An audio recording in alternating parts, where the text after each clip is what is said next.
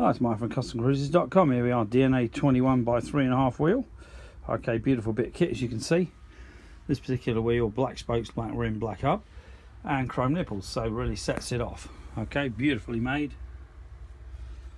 This particular one, 25mm bearings for a Dyna ABS.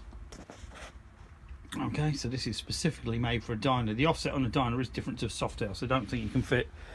Well, sometimes you can, but it depends on the bike. You can't always fit a Softail wheel in a Dyna because the offsets on these are a lot different. But it can be done, but certainly not off the shelf. You know, you've got to make billet spaces, change bearings, etc. Anyway, if you're interested in any beautiful fat spoke wheels, or if you're interested in any billet wheels, or alternatively, masses apart shocks, brake upgrades, Fords, motors, motor upgrades, billet wheels, or as you can see, performance machine. We've got top of the range wheels here. These are all billet CNC.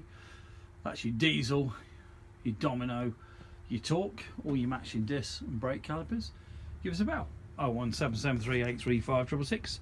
Alternatively, www.customcruisers.eu, the new site, or customcruisers.com. The old one is a bit of a nightmare.